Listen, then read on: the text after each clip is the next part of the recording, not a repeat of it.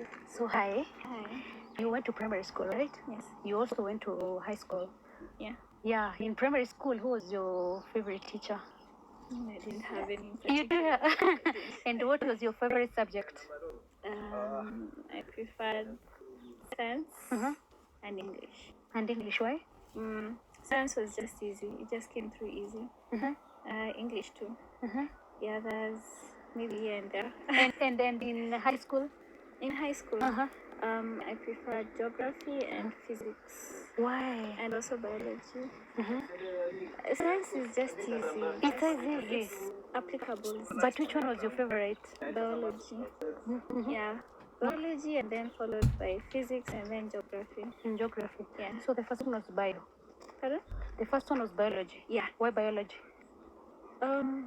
Same. It just came in easy. Easy. How did you used to study it? Listening to the teacher.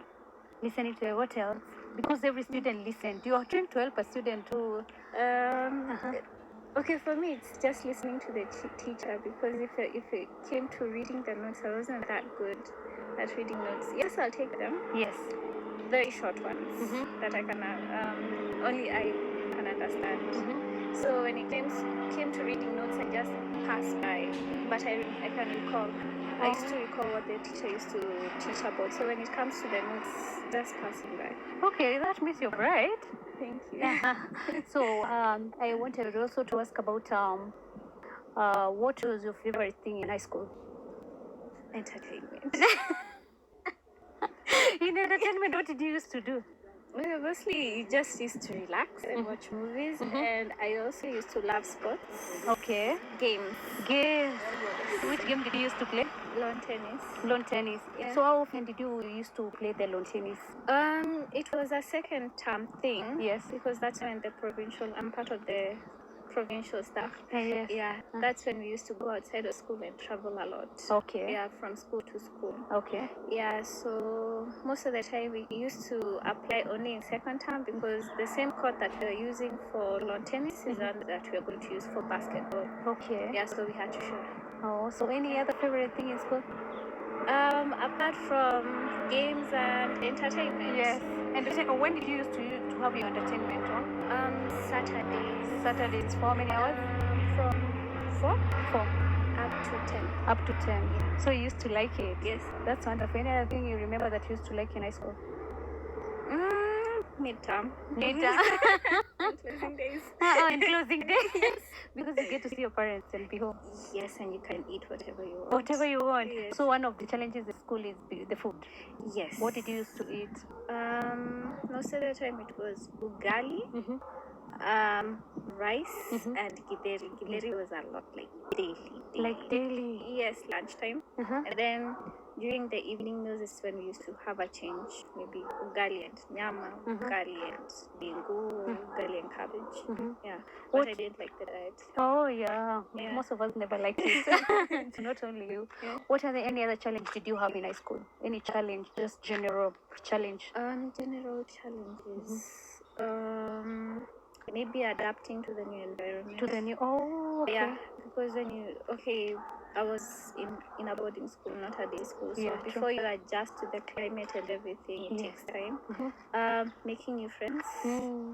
That also took time. I'm not exactly a social being as such. Not really. What else? Some teachers were boring. Yeah. They were really boring. So even if you try to study for that subject and try to understand, mostly I used to pick what the teacher used to teach, and if I didn't understand, I just failed that exam or that subject. So some teachers were yeah, so it's like they were taking how can I say it? The topic as it was from the book, and I'm just giving it to I wanted it to be broken down so that I could digest it easily. So if you're reading me the textbook, you're not really helping me. Yeah, true. Yeah, so I wanted some of the things to be explained further. Yeah. Did you feel like that you can explain to a teacher and the teacher understands? Not really. Okay, for most teachers, yes, but not for all. Because if no matter how many times you phrase your question in a different way, they'll still give you the same answer with the same example. So you just didn't used to understand that subject. So how did you deal with that issue? Okay, I went to other students. Some I understood them, some just gave me the same things that the teacher was telling them. So it was like being given dished away. What is it called? Yeah. The same thing. The same thing is just, Yeah. and it's not broken down and it's not simpler. Yeah. For some teachers, it was like hard for them to. It's like they didn't understand that particular subject, so they were just taking it out from the book to you. If you try to ask a question, they refer you back to the textbook. I did like that. Oh, Yeah. wonderful. Any other challenge that you remember? No, because apart from the bad food, and sleep. Sleep. Yes. Yes, about the preps. Yeah, the preps. It's about the sleep or the sleep. No, you said about the sleep. I thought about the prep. So what are you talking about the sleep? Sleep. I didn't think I got enough sleep in high school. Okay, most of the Kenyan systems, you wake up early and you go to sleep late, and then you have teachers during preps when you should be studying on your own. No, it wasn't good. What time did you used to sleep? We used to go to sleep at 9:30. Preps used to start at 6, from 6 to 9:30, and then you go to sleep, wake up by 5.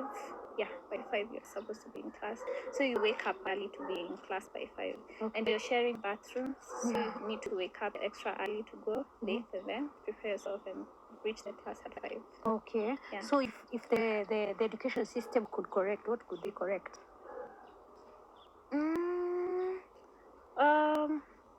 As in on those issues that you've talked about, like for example the waking up time. What do you think? Like there's something that came on the media the other day. They said that there should not be those preps that for the lesson should just start at 8 as usual, and they go to they complete the lessons at around 5. Yeah, and then to give the brain enough time to process what they have been taught during the whole time in class. Because if you start class at 8, you have like a 15 minutes break. Pee and whatever, come back, have another like 2 or 3 subjects, go for a 40 minutes break, and then again another subject, and then you go for lunch, and then another subject, and then at night you also want them to study. It's just too much. Oh yeah. Yeah, so if you're going to allow them to study, at least give them 2 hours. Okay. And then let them rest, because the brain also needs rest. Because for my case, I used to sleep in most of the classes. Okay, if it's boring, it's boring. If I don't understand the teacher, I don't understand the teacher, and it's boring, so I just sleep. Yeah.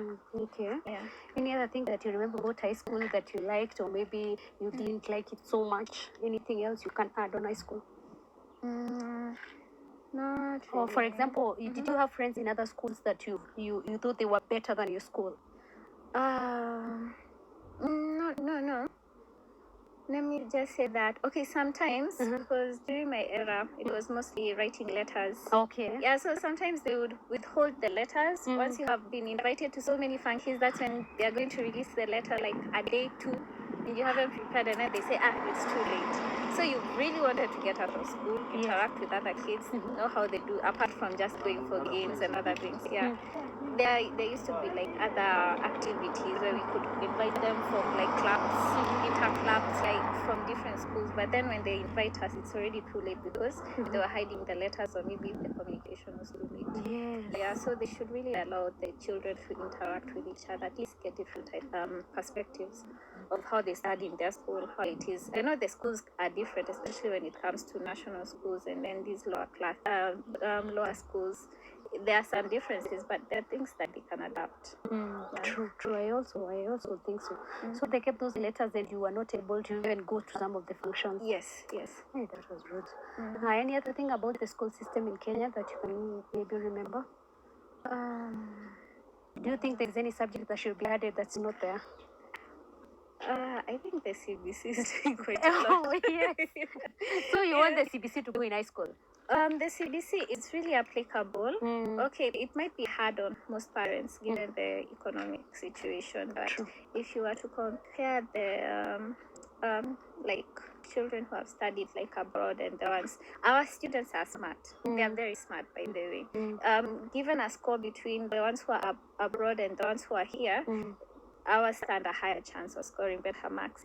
The only difference is that ours is too theoretical. Okay, during our time it was too theoretical. It was not hands-on. Yeah. Yeah. So if you were to go like to a school like maybe in the UK or maybe in the US, they had such thing as woodwork. Maybe they had such things as home science is still there, but it was not like broad enough.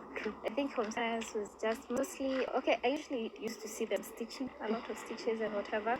Some of the topics could be done away with and replaced with modern ones. I think some of them, yes, it's good to have a basic understanding of where to begin. But some of the things I think they're like outdated, like telling the student to sew an apron for the first year, and then the second year, give them something different to experiment with. At least have a wider variety. Let everything be more hands-on, because when you come from a theoretical school and then you go try to apply it in the real world, it becomes difficult. That's why you see most of the people who score high marks don't really perform well outside. Yeah, true. Yeah, they don't really perform well unless they're like blessed. They're like street smart and also book smart. That's when they can survive. But if it's just book smart, not in this world. True. So they should do. What other subjects do you think are so as in they apply to the world today that should be put on emphasis? Okay. Computer. Yeah. It was more of an optional thing. Everything is now technology. Everything is digitalized. So talking about introduction to computer and in campus, it's outdated. It's very outdated. So the children should have a chance of dealing with anything technology from day one. Okay. Yeah, teach them. I think most of the children now know how to operate smartphones. Yes. Yeah, majority know how to operate smartphones. So for a 1-year-old or a 2-year-old, let's say 2-year-old, they know how to operate. So when you take them to high school and then you start teaching them about computer, like things like floppy disks. That's what we used to be taught. And fax machines, those have been outdated. Just teach them what is there right now, because technology is like advancing. Right now we're heading towards AI. So we should also keep up the pace. Yeah, they should take more attention. They should really dig into technology. Let them know all about the computer and everything. Yeah. What did you learn? Maybe something that you learned in high school, or that is helping you now, or you either taught yourself or you were taught that it's helping you and you never thought that it's going to help you in later life. Chemistry. I really wanted to do it with chemistry, but it's applicable everywhere. Okay. Yeah, because in many industries you find that chemistry is just that you're dealing with chemicals everywhere. So yeah, chemistry is really applicable. Especially when you come.